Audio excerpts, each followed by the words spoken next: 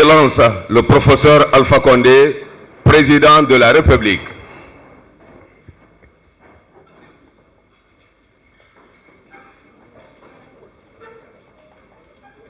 Son Excellence le professeur Alpha Condé, président de la République.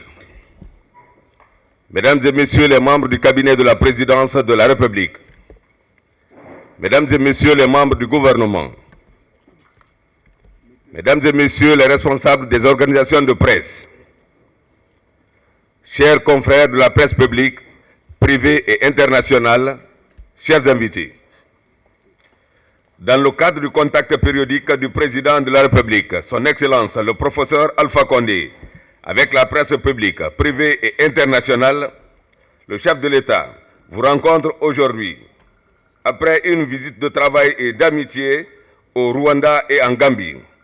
Avec votre permission, Monsieur le Président de la République, vous avez la parole pour votre intervention. Donc je pense qu'il y a longtemps, on ne s'est pas vu, et il s'est passé beaucoup de choses. La première, c'est le COP 21, qui a eu lieu à Paris, et on avait une série de préoccupations. Donc, pour que nos préoccupations soient prises en compte, j'ai pris l'initiative de préparer une lettre qu'on a adressée à Hollande. Et lorsque nous étions à Johannesburg, j'ai fait signer la lettre par tous les chefs d'État. Dans cette lettre, nous disions que l'Afrique a besoin d'énergie. C'est bien de parler d'emploi jeune, d'autonomisation, etc. Mais tout ça, ce n'est pas possible s'il n'y a pas d'énergie. Nous disons que s'il y a l'énergie, l'Afrique pourra réellement se développer. Le deuxième point, c'était le lac Tchad, et le troisième, le fleuve Niger, et enfin le climat. Nous avons signé, nous avons envoyé, chaque chef d'État a envoyé à son ministre, et nous avons dit que si les 4 points-là ne sont pas compris dans les conclusions, tous les États africains vont refuser de signer. Et tous les ministres ont été informés, et heureusement pour nous donc, les 4 points ont été mis dedans, ce qui nous a permis de signer. Donc ça a montré un peu que si nous nous donnons la main et que nous parlons d'une même voix au niveau de l'Afrique, on peut nous entendre. La deuxième bataille, c'est que l'argent a été promis, mais nous avons l'habitude des promesses, l'argent qu'on promet qui ne vient jamais. Ils ont promis 10 milliards, quand même 100 milliards. Donc la bataille que nous avons commencé à mener, c'était de dire à l'Union européenne, bon, avant le COP 22 au Maroc en novembre, il faudrait que vous dégagez les 3 milliards là. Donc quand la ministre française, Mme Ségolène Royal, qui a remplacé Fabius comme présidente du Code, quand elle est venue, on lui a dit, comme il y a des projets qui sont déjà prêts d'énergie renouvelable, il serait bien que ces 3 milliards soient affectés directement à ces projets. Le président du Sénégal, Macky Sall et moi, on s'est concertés. Et nous avons dit que dans le cadre de l'OMVG, par exemple, non, l'OMVS, pardon, nous sommes intéressés au financement du barrage de Koukountamba, parce que là, les études sont finies, on a lancé l'appel d'offres. Donc c'est un projet qui peut démarrer tout de suite. Et de voir aussi au niveau des autres régions, quels sont les projets prêts à démarrer. Donc on devait avoir une rencontre à New York avec le président Hollande, moi et le président Juncker. Malheureusement, le président Juncker n'a pas pu venir. Mais on a eu quand même la rencontre et on a demandé à l'Union européenne de dire clairement qu'ils ont cet argent disponible et qu'ils le mettent à notre disposition. Donc pour le moment, nous en sommes là. L'autre problème, c'est comment ces fonds qui vont venir vont être gérés. C'est-à-dire qui va gérer et où. Ça, il y a une discussion qui est engagée. Le président de la BAD vient demain, donc on aura aussi à échanger. Il s'agit de savoir est-ce que l'argent, on crée une agence spéciale où on met l'argent à la BAD, mais comme ce n'est pas l'argent de la BAD, comment ça va être géré, etc. Donc il y a une concertation entre chefs d'État pour voir comment d'abord se battre pour avoir cet argent et ensuite comment ça va être géré. Ça c'est le premier point important. Et en janvier, donc lors du sommet, il y avait l'Égypte qui avait été désignée à Paris. Nous avons estimé qu'il faut séparer le climat de l'énergie. Bon, ce qui ne plaît pas beaucoup à l'Égypte, bon. Mais donc, l'Union africaine m'a désigné comme président chargé de l'énergie renouvelable. Parce que si on veut réellement que l'Afrique au sud du Sahara ne soit pas désavantagée, il faut que nous nous mobilisions. Donc ça, c'est le premier point. Nous avons beaucoup insisté. Lorsque j'étais par exemple à Davos, il y avait un climat général de pessimisme en disant la Chine, le taux de croissance baisse, etc. Moi, je dis que j'étais optimiste parce que je dis que si nous avons deux choses, le courant et de nouvelles technologies, l'Afrique va devenir l'usine du monde, mais en même temps aussi un marché, parce qu'en 2050, la population africaine fera 1,5 fois la population de la Chine, mais on aura 3 fois plus de jeunes. Donc ça, c'est le premier point. Le deuxième, j'ai estimé que en dehors de l'énergie, il faut mettre des nouvelles technologies. Donc il fallait collaborer avec les pays qui sont les plus avancés dans ce secteur, et dans la gouvernance et dans ce secteur. C'est le cas du Rwanda et de l'Éthiopie. C'est pourquoi le président rwandais est venu ici, le président éthiopien est venu. Nous avons signé quand le Rwanda était là, le président a signé 7 accords, et on a signé encore 5 au Rwanda. Parce qu'on veuille ou pas, le Rwanda est un pays bien géré et qui est très avancé dans le domaine des nouvelles technologies. L'Éthiopie aussi, dans le domaine de l'agriculture et dans d'autres secteurs. J'ai envoyé le haut représentant en Côte d'Ivoire, parce qu'il faut reconnaître que la Côte d'Ivoire est très avancée dans le domaine de l'agriculture d'exportation, c'est-à-dire café, cacao, anacardier, caoutchouc, mais aussi dans la pisciculture.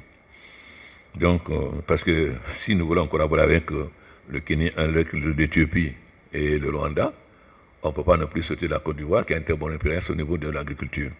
Donc, le haut représentant est revenu, sa mission a été un succès puisque les ministres vont venir et des cadres aussi vont venir qui ont l'expérience là-bas pour venir travailler avec nos cadres. Nous avons donc décidé de relancer sérieusement les produits d'exportation. C'est ainsi que nous allons mettre la semaine prochaine 500 tonnes de graines d'anacardier pour faire 200 000 hectares dans 17 préfectures. Actuellement, nous ne faisons que 45 000 hectares, alors que nous pouvons faire beaucoup. Donc, nous allons acheter les grains, les conditionner et mettre à la disposition des paysans. Et ensuite, l'encadrement. Et l'année prochaine, on fera encore 200 000 tonnes. Nous avons pris des décisions. Le prix qu'on paye à l'anacardier en Côte d'Ivoire, parce que ça allait en Côte d'Ivoire, on le paye ici. Et désormais, personne ne pourra exporter de l'anacardier en dehors du port de Conakry. Et tout ce qui est port doit ramener des devises. Ils achètent en francs guinéens, donc s'ils exportent, ils doivent ramener des devises et on les rembourse en francs guinéens. Nous allons aussi organiser ce qui concerne le café cacao. N'importe qui ne pourra plus acheter, il faut être agréé. Et si vous êtes agréé, vous devez exporter par le Sénégal, ne produit pas de café, ils exportent le café, d'où ça vient. Donc désormais, le café et le cacao seront exportés par le port de Conakry. Tout camion qu'on saisira de café, de cacao ou d'anacardier, non seulement on vendra le produit aux enchères, mais on vendra le camion aussi. Ça, c'est très clair pour tout le monde. Nous allons faire la journée des orpailleurs à Cancan pour organiser les orpailleurs parce qu'il y a beaucoup de bruit. Parce qu'après les déboires, nous avons expulsé tous les clandestins. Et on a expulsé des gens qui n'étaient pas des clandestins, qui avaient des bulldozers, etc. Mais ça, ce n'est plus une exploitation artisanale. C'est une exploitation semi-industrielle ou industrielle. Maintenant, nous allons organiser aussi les orpailleurs. On n'est interdit à personne d'être orpailleur, mais il faut qu'ils aient un cadre professionnel désormais. Donc nous allons faire la journée, comme on avait fait la journée des paysans. Nous allons faire la journée des orpailleurs à Cancan. Ensuite, nous allons faire aussi la journée des éleveurs. Parce que nous allons construire une usine d'alimentation de bétail. Donc il faut amener les éleveurs à changer un peu de comportement. Pour plusieurs raisons. Pour que nous ayons des bœufs beaucoup plus gros parce qu'ils sont nourris par l'alimentation de bétail. Et ensuite pour mettre fin à la divagation qui nous pose beaucoup de problèmes. Puisque ça amène des bagarres entre les paysans et les éleveurs, souvent des morts. Vous avez vu dernièrement ce qui s'est passé en Côte d'Ivoire, il y a eu plus de 30 morts. Donc il faut donc qu'on fasse une journée avec les éleveurs pour les amener à passer à l'élevage moderne. Donc voilà les points essentiels.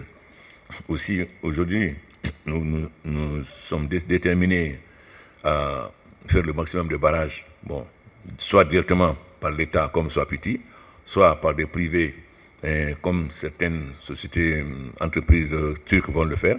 Ils font les barrages et ils vendent, et nous, on garantit l'achat par la société d'électricité, soit dans le cas de l'EMVS, comme le barrage de Koukutamba à Tougué, qui va permettre donc de fournir le courant. Donc, non seulement nous voulons le courant domestique, industriel, mais transformer nos matières premières, par exemple la bauxite en alumine, mais aussi être exportateur d'énergie.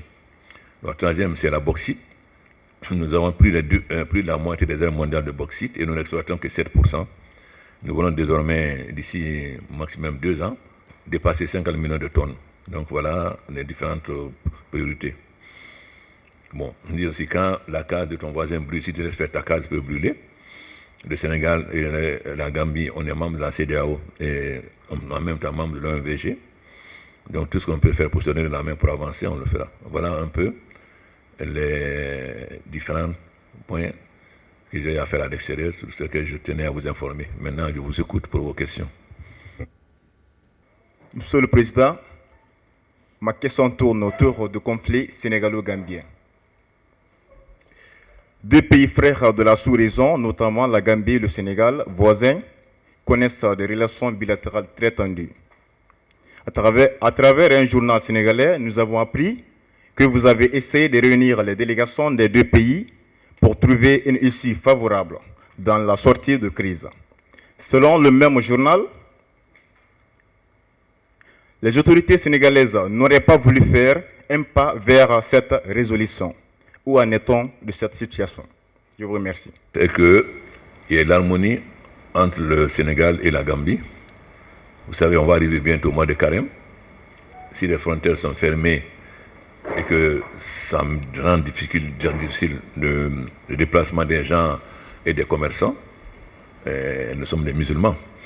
Donc je pense que nous n'allons pas faire de commentaires. Nous faisons confiance aux 2 pays et nous sommes sûrs qu'on arrivera à une solution heureuse sur l'ensemble des problèmes et pour le bien de la CEDEAO et de l'OMVG. Selon une étude menée par le Fonds monétaire international, FMI, la Guinée a fourni beaucoup d'efforts en matière de dette extérieure. Le pays est aujourd'hui bien classé avec une dette de moins 44% entre 2010 et 2016. Quelles ont été les stratégies adoptées pour aboutir à ces résultats, sachant que le pays a été frappé par la maladie Ebola? Je vous remercie. Aujourd'hui, c'est de finir le programme formel avec le Fonds monétaire. Dieu merci, nous avons dépassé la 7e revue.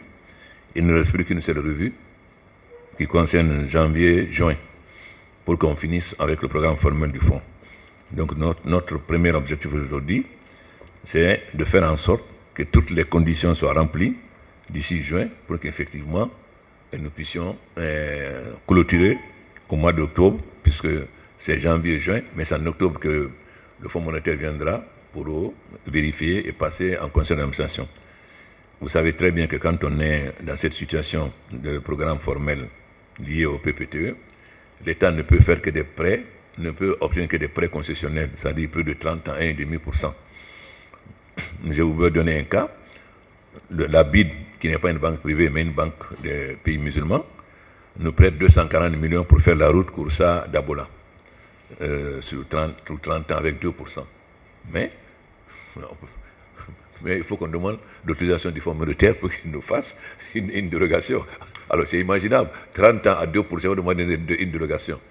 Bon, ça veut dire que, et en plus, nous ne pouvons pas avoir de prêts commerciaux. Aujourd'hui, la Chine a mis 100 milliards au niveau des pays africains, dont 10 milliards pour des prêts commerciaux. Mais nous ne pouvons pas avoir accès. Donc il est fondamental qu'on finisse le programme. Nous aurons un autre programme avec le fonds, parce que nous travaillons toujours avec le fonds.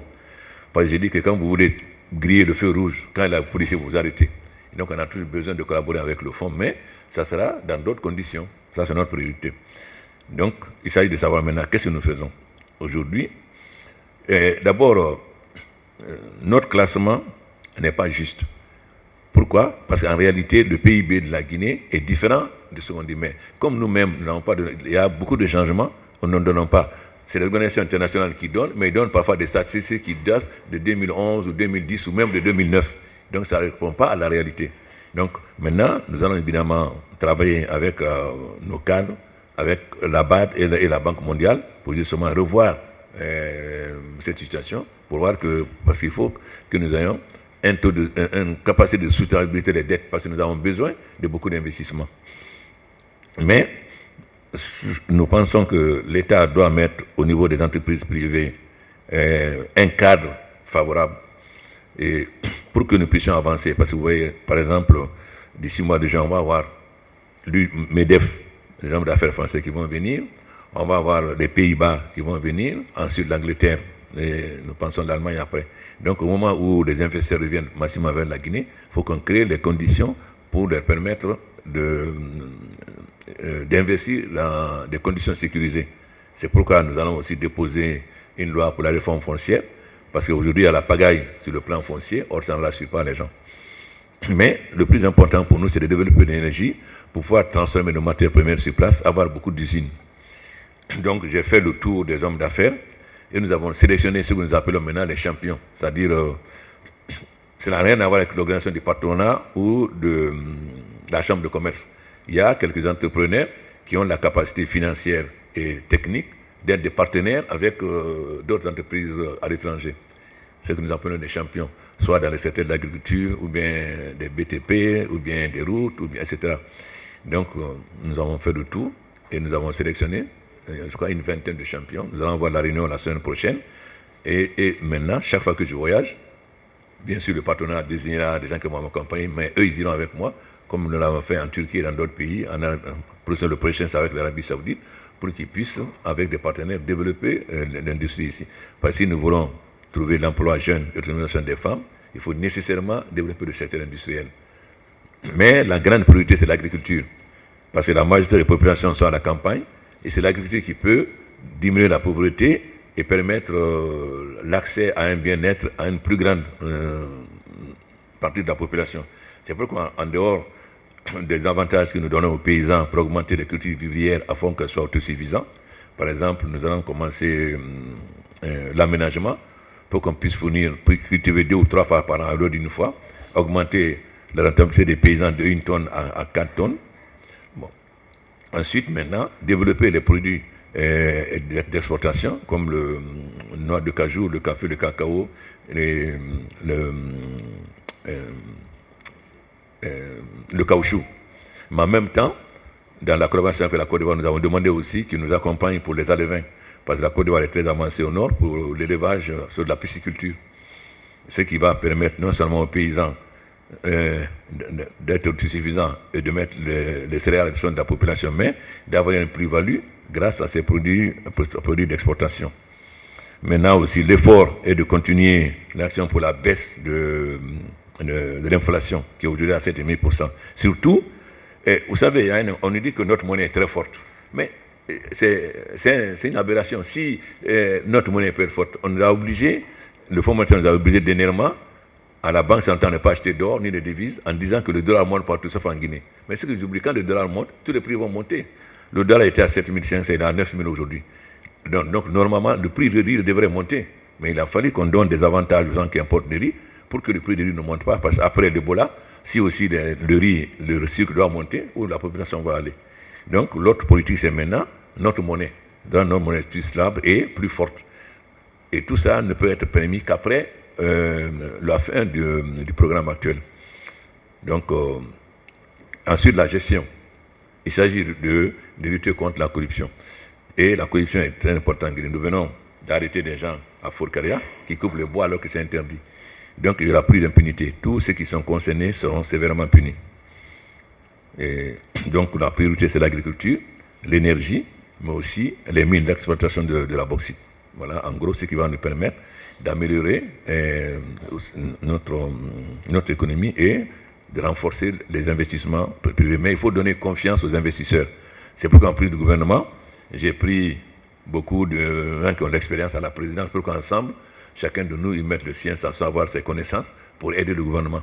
Ce n'est pas nous qui prenons les décisions à la place du gouvernement, mais ils nous servent à réfléchir et à aider le gouvernement. C'est pourquoi j'ai pris aussi Jacques Diouf pour l'agriculture, l'élevage et la pêche. Et la pêche, nous perdons beaucoup d'argent dans la pêche. Dieu merci, nous sortons maintenant de la liste rouge sur laquelle nous étions avec l'Union européenne. Donc maintenant, il s'agit d'aller plus loin, c'est-à-dire d'organiser l'aspect sanitaire et tout, pour que nous puissions exporter maintenant le poisson sur l'Europe. Parce qu'aujourd'hui, les poissons guinéens, les meilleurs, sont exportés sur l'Europe dans des contingents d'autres pays. Donc, et j'ai pris aussi Paulo Gomez à la présidence. Paulo Gomez, il est de Guinée-Bissau. C'est quelqu'un qui a fait Harvard et qui était à la Banque mondiale pour nous accompagner. Et là, les ministres étaient la semaine dernière à Harvard, à Boston, le ministre des Finances, le ministre du Plan et Coopération, le ministre du Budget, le ministre des Télécommunications, Kader Bari, le conseiller du Premier ministre, etc., pour travailler avec Carlos, pas Carlos Gomez, mais un Argentin, et des cours d'une semaine à Harvard pour mieux maîtriser les questions financières, les questions de mobilisation des recettes intérieures et extérieures. Voilà un peu ce que nous allons faire pour améliorer les conditions. Monsieur le Président, on constate en ce moment une lenteur du système judiciaire dans certains dossiers, notamment celui de l'assassinat de notre confrère Mohamed Koula Diallo au siège de l'Union des forces démocratiques de Guinée. Depuis, 20 gardes de corps de Seloudalé ont été arrêtés et transférés à la maison centrale. Un d'entre eux vient de mourir et 3 autres sont dans un état critique. En tant qu'homme de droit, que pensez-vous de cette situation? Beaucoup d'efforts. Lorsque je me plaignais de la justice, il y a des tribunaux qui me disaient, mais Monsieur le Président, comment voulez-vous que vos juges ne soient pas corrompus quand ils ne touchent même pas 100 €? Bon, nous avons, avec l'accord des syndicats, nous avons multiplié les salaires des juges, je ne sais pas par combien, des magistrats, mais en contrepartie, nous avons créé le syndicat de la magistrature. Parce que jusqu'à présent, il y avait une impunité. Le président peut seulement suspendre un juge pour quelqu'un, alors que le conseil supérieur de la magistrature peut aller jusqu'à rayer les gens de la fonction publique. Évidemment, il y a eu beaucoup de décisions qui ont été prises contre les juges, mais j'avais un différend avec le ministre de la Justice, et lorsque Mme Bangoura des Nations Unies était venue dernièrement, j'ai dit, bon, il faut que vous aussi vous discutez avec le ministre de la Justice, parce que le ministre de la Justice, il ne veut pas qu'on publie les sanctions prises contre les juges. Soit disant le principe des juges, j'ai dit, mais si on ne publie pas les sanctions, comment voulez-vous que la population sache que les juges sont punis et que désormais ils peuvent se plaindre et porter plainte que les juges peuvent être punis? Bon, on a eu beaucoup de discussions, mais finalement je crois qu'il arrive à la raison, puisque maintenant je crois qu'ils ont publié à mon absence, je crois, la liste des juges sanctionnés, soit rétrogradés, soit... Donc ça c'est une première chose. Parce que notre justice, vous savez très bien, bon, dans quel état elle était, dans quel état elle est, parce que les juges font n'importe quoi. Bon. Mais c'est évident qu'on ne peut pas accepter que les citoyens violent la loi. Parce que si on doit respecter les droits des uns, ils doivent respecter les droits des autres. Moi, j'étais opposant, vous êtes tous la journaliste, j'étais opposant pendant combien d'années? Jamais je n'ai cassé un véhicule, jamais je n'ai jeté des pierres, pourtant on manifestait tout le temps. Ousmane Ba est là, dans la CODEM. Mais le droit de manifester, c'est un droit, mais le droit de sauvegarder la vie des citoyens et leur bien est un autre droit aussi. Donc, on ne peut pas accepter que sous prétexte de manifester, qu'on casse des véhicules comme ça. Et j'ai été gentil, parce qu'ils ont fait la loi anti-casseur contre moi. Je l'ai pu appliquer, la loi est là. Ça veut dire que quand tu organises une manifestation, tu es responsable de tout ce qui est cassé, tu dois rembourser. Peut-être qu'on devrait d'ailleurs appliquer cette loi. Donc, quelqu'un peut mourir. Moi, je suis assis là, je peux mourir. D'abord, les gens qu'on a arrêtés, il y en a qui étaient malades. Les enfants n'ont pas dit. Mais il est mort à l'hôpital. Donc, mais est-ce que il n'y a pas de malades parmi vous? Alors, c'est pas parce que quelqu'un a été arrêté qu'il est malade que ça devient un problème. D'abord, j'ai commencé une campagne, et il faut que les journalistes m'accompagnent. On mange mal. L'huile rouge, palme, on met un produit dedans pour rendre plus rouge. Et vous voyez aujourd'hui le nombre de diabète, le nombre d'AVC. Bon, je prends le cas Korka en pleine réunion, le général, paf, AVC. Le général, il fait le sport, AVC. Il y en a combien? Parce qu'on mange mal. Et lorsque le roi du Maroc nous a envoyé l'hôpital militaire, nous m'ont dit, Président, il faut que vous amenez vos populations à changer de nourriture parce qu'il y a trop de diabète et trop d'AVC. Bon, donc, ça veut dire que vous avez aujourd'hui beaucoup de malades. On mange gras. Si Ben Daouda n'a pas son tola ou son bontuet, etc., bon, il n'est pas content en oubliant, que cela est en train de maladie. Donc, il faut que vous m'aidiez dans cette campagne-là. D'abord, j'ai été très ferme avec le ministre de l'Environnement. On va partout, on fait l'huile de palme, nous allons vérifier et interdire. Partout, on mettra des produits. Ensuite, on importe arômes magie, cubes magie, de partout, sans contrôle. Donc, il faut réellement qui est maintenant sur contrôle. Aussi, les entreprises, par exemple, Ciment de Guinée, on a fermé. Pourquoi? Parce que Ciment de Guinée, qui est la première usine de ciment, ne respecte pas les conditions d'environnement, ils vont empoisonner la population. Donc, on a fermé. Il faut que désormais, les gens chassent, qu'on ne peut plus accepter qu'on empoisonne des populations. Mais, vous savez, ce n'est pas en 5 ans qu'on va changer la mentalité des policiers ou des juges. Les policiers, pendant 30 ans, ont été habitués à taper les gens. Vous voulez qu'en peu de temps, moi, je change ces habitudes-là comme ça? C'est facile de changer des choses matérielles. Mais la mentalité des gens, dernièrement, quand la ministre américaine m'a dit, oui, bon, j'ai dit, mais vous, Obama est le président, aujourd'hui le plus menacé au monde, parce qu'il y a des Blancs qui regrettent d'avoir voté pour lui, parce qu'il est noir. Donc, vous, depuis Lincoln, en 2 siècles, vous n'avez pas encore réussi à changer la mentalité des Américains en 2 siècles. Et vous voulez que moi, en 3 ans, je change la mentalité des policiers et des juges? Non, il faut qu'on soit sérieux. Nous nous battons, nous faisons tout pour changer, mais ce n'est pas facile. D'abord, la prison là ne vaut rien. On est en train de construire une nouvelle prison à Dubreuil-Cabo et la prison comme elle est. Ensuite, bon, moi, j'étais en prison. Je sais ce que c'est. Tant que j'étais enfermé, je ne savais pas, mais quand je suis sorti, au moment du procès, j'ai vu qu'il y a des gens qui étaient infirmes. J'ai demandé pourquoi. On m'a dit non, il n'était pas infirme. Parce que les avocats me disaient de marcher tout le temps, parce que j'étais enfermé, de marcher. Je ne savais pas pourquoi. Mais c'est quand je suis sorti que je suis, parce que quelqu'un qu'on met dans le cachot pendant plusieurs jours, il perd l'usage de ses jambes. Mais mieux, il suffit seulement quelqu'un qui n'est pas encore condamné, s'il y a tu payes, on le libère. Donc moi, j'ai fait libérer beaucoup de gens. Tu donnes l'argent aux gardiens, on libère les gens. Donc voilà ce que notre justice, voilà ce que notre prison. Et vous voulez qu'en 3 ans, 4 ans, en baguette, moi change tout ça? Nous allons continuer à travailler, nous allons continuer à sanctionner des juges. Et tous les fonctionnaires, on a arrêté, comme les gens aux affaires étrangères, on va le faire dans tous les ministères. Mais ce n'est pas que la justice. Donc progressivement, nous allons amener les juges à changer. Mais ce n'est pas très facile, parce que c'est 50 ans ou 40 ans de mauvaises habitudes. Monsieur le Président, récemment, votre Premier ministre a affirmé que son gouvernement n'a pas pris d'engagement pour la baisse du prix du carburant à la date du 19 mai 2016, ce qui a suscité une vive réaction des syndicats. Que pouvez-vous faire pour éviter à la Guinée une nouvelle grève? Quand il a dit que c'est une revendication démagogique, nous, on n'a aucun problème avec les syndicats. Nous avons signé une plateforme avec les syndicats que nous respectons. Et nous avons on a signé une plateforme avec les syndicats et le gouvernement va respecter cette plateforme. Bon. Les crédits de fonctionnement de 2 caisses ont été débloqués, INAMO et CNPSA. C'était un des engagements.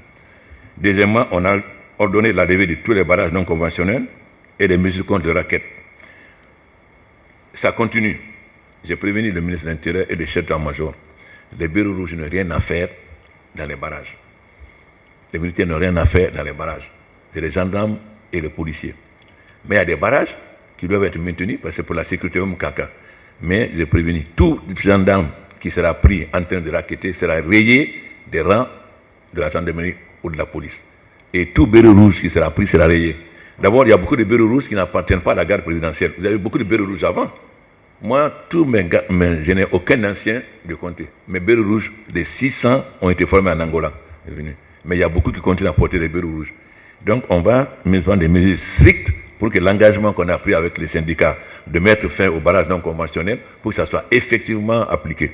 Ça, c'est un autre engagement. Et on a dit que la question du carburant sera discutée au sein de la commission de dialogue avec les ministres concernés, conformément à ce qui a été mentionné dans le protocole. Les syndicats nous ont fait prendre un engagement. Dans le protocole, il est dit les parties conviennent de maintenir le prix du litre de carburant à son niveau actuel. Par ailleurs, elles conviennent que si le prix du baril venait à augmenter, le prix à la pompe en Guinée continuera à être maintenu au prix de 8 000 jusqu'en décembre 2016. Et ensuite, nous avons été d'accord avec les syndicats que nous devons respecter les conditions du Fonds monétaire jusqu'à la 8e revue. Quand on a fini la 8e revue et à ce moment-là, on s'assoira pour regarder. Par contre, donc on n'a aucun problème avec les syndicats. On coopère très bien. La preuve, je vais annoncer la mise en place de la commission qui va être chargée de la réforme de l'éducation. Parce que nous avons mis et les syndicats jouent un rôle central. Les syndicats de la société civile, et les parents d'élèves et les partis politiques qui veulent participer. Et nous allons faire l'audit de l'enseignement, de l'éducation, de l'école primaire à l'université, et faire une réforme fondamentale pour que notre système de l'enseignement soit vraiment conforme aux besoins de la Guinée. Quand le Premier ministre a parlé, il a parlé des démagogues, des hommes politiques qui ont été incapables d'avoir le programme et qui disent on va faire ville morte pour la baisse du carburant. Les syndicats, c'est leur droit de revendiquer, même s'ils agissent, c'est leur droit. Vous vous rappelez, lorsque Dadis a dit qu'il interdisait le droit de grève ici, j'étais le seul qui me suis levé pour dire que vous ne pouvez pas interdire le droit de grève. C'était un acquis des travailleurs. Donc le Premier ministre, en aucun cas, ne s'adresse aux syndicats. Par contre, nous n'avons pas accepté que des démagogues qui ont été incapables de gérer le pays se mettent à dire ville morte pour la baisse de carburant. Donc nous respecterons le protocole d'accord que nous avons signé avec les syndicats. Les syndicats savent ce qu'il y a dedans, nous on sait ce qu'il y a dedans. Maintenant, les gens peuvent spéculer comme ils veulent. Voilà. Nous nous sommes engagés que même si le prix du carburant monte, on ne dépassera pas 8 000. Mais on s'est engagé aussi qu'on discutera. Il n'y a pas une date coupérée. On discute avec les syndicats en fonction du programme du Fonds monétaire, de la fin du 8e revue. Et on se comprend parfaitement. Mais comme en Guinée, on aime déformer, bon, moi, je n'ai pas de problème avec les syndicats. Et nous sommes dans l'harmonie. Bien sûr, on a eu quelques différends à un moment donné, mais ces différences sont les syndicats. Je félicite les syndicats. Ils ont été patriotes. Ils ont été responsables en faisant en sorte qu'on travaille ensemble pour sortir du programme formel. Et déjà, ils ont été patriotes. Parce qu'ils savent que si on n'arrive pas à finir la 8e revue, on va retomber dans une situation catastrophique. Donc, en aucun cas, le Premier ministre s'est adressé aux syndicats. C'est des démagogues en ville qui sont en train de dire 19 mai, 19 mai, 19, mais ce n'est pas les syndicats. Nous, on n'a aucun problème avec les syndicats. La preuve, je vais les recevoir dans la semaine. Monsieur le Président, le nom de votre fils, Mohamed Alpha Condé, est cité dans cette affaire de sable mining, selon le rapport de l'ONG Global Witness. Votre réaction? Bon, vous savez, quand j'ai été élu comme président, j'ai pris 3 décisions. 3 décisions importantes. La première, c'est de publier tous les contrats miniers sur Internet. La Guinée est le seul pays au monde qui a publié tous les contrats miniers. N'importe qui peut aller sur Internet, tous les contrats signés sont dessus. Parce que moi, je n'ai rien à cacher. Ça, c'est le premier. La deuxième, c'est de faire un nouveau code minier. Vous devez vous rappeler, les gens défilaient ici, les compagnies défilaient ici, président 1 milliard, 2 milliards, tel comme je dis à tout le monde, non. Moi, je ne fais pas de troc. Bon, tout le monde a critiqué le Congo qui fait ça pour ça. J'ai dit, vous voulez investir, vous voulez de l'argent dans la Guinée, vous prêtez.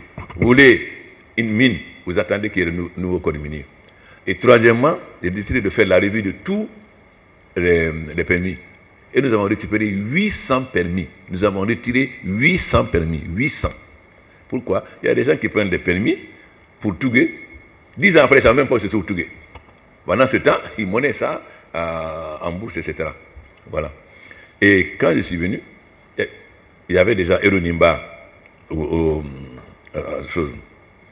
Monimba et la société Sable Manning là. Ils avaient déjà. Donc, comme maintenant le dossier à la justice, j'ai demandé au ministre de saisir son collègue de la justice et de demander à chose, Mine, je ne sais pas comment ça s'appelle, cette ONG-là, de venir. On va discuter avec eux, ils vont nous dire où sont leurs preuves là. Nous avons invité, on a ouvert. Donc, comme le dossier est maintenant à la justice, je ne vais pas beaucoup commander. Mais ça me fait rire. Il faut être un imbécile pour mettre l'argent sur un compte. Bon, franchement, ça n'a pas... Mais, vous savez, moi, je ne suis pas omnibulé par les ONG. Ils n'ont qu'à dire ce qu'ils veulent. Votre fameux patron de Médecins sans frontières, il est quoi aujourd'hui? Il n'est pas maire Front National? Et celui qui nous donnait les leçons, c'est la presse? Comment voulez-vous? Bon, les gens sont libres de ce qu'ils veulent. Moi, ça me fait ni chaud ni froid. Mais je ne peux pas permettre qu'on écrive n'importe quoi. Nous avons engagé une action en justice. On va leur demander d'apporter leurs preuves, de nous aider à avoir les preuves, justement. Et nous avons pris toutes les dispositions. Par contre, Simandou, qui est la mineure le plus riche au monde, qu'on peut imprimer pendant 100 ans, nous avons mené la bataille, on a récupéré Simandou 1 et 2. Pourquoi il ne parle pas de ça? Mais la mine, là, ça ne fait même pas 500 000 tonnes à Nimba. Pourquoi? Parce qu'il y a des minéraux très riches à Nimba, mais il y a des nains qu'on ne peut pas exploiter à cause du classement par l'UNESCO, parce qu'il y a des grenouilles là-bas et des changes. Donc, une bonne partie du minerai de fer qui est à l'Ola ne peut pas être exploité, parce qu'on va atteindre à ces animaux-là qu'il faut protéger. Par contre, Là où on peut exploiter beaucoup, c'est Simandou. Mais pourquoi tout le monde a vu la bataille qu'on a menée contre Saïmet pour récupérer cette mine? Mais pourquoi ils ne parlent pas de ça? Donc vraiment, ils peuvent écrire ce qu'ils veulent, vraiment, ce n'est pas mon problème. Et puis moi, je ne suis pas inquiet par les jeunes. Je ne sais pas qu'ils gouvernent la Guinée. Ils ont qu'à d'abord balayer devant leur propre porte. Pourquoi ils ne parlent pas? Et puis il y a une bagarre avec l'Angleterre parce que Cameron dit qu'il faut combattre. Il veut lui dire, mais toi tu dis ça, mais il n'y a pas des soldats anglais qui font ça. Donc vraiment, ça ne m'intéresse pas. Mais puisqu'ils ont fait des accusations, alors on demande à la justice de leur collaboration pour établir toutes les vérités sur ce qui s'est passé sur l'octroi de ces permis. Voilà.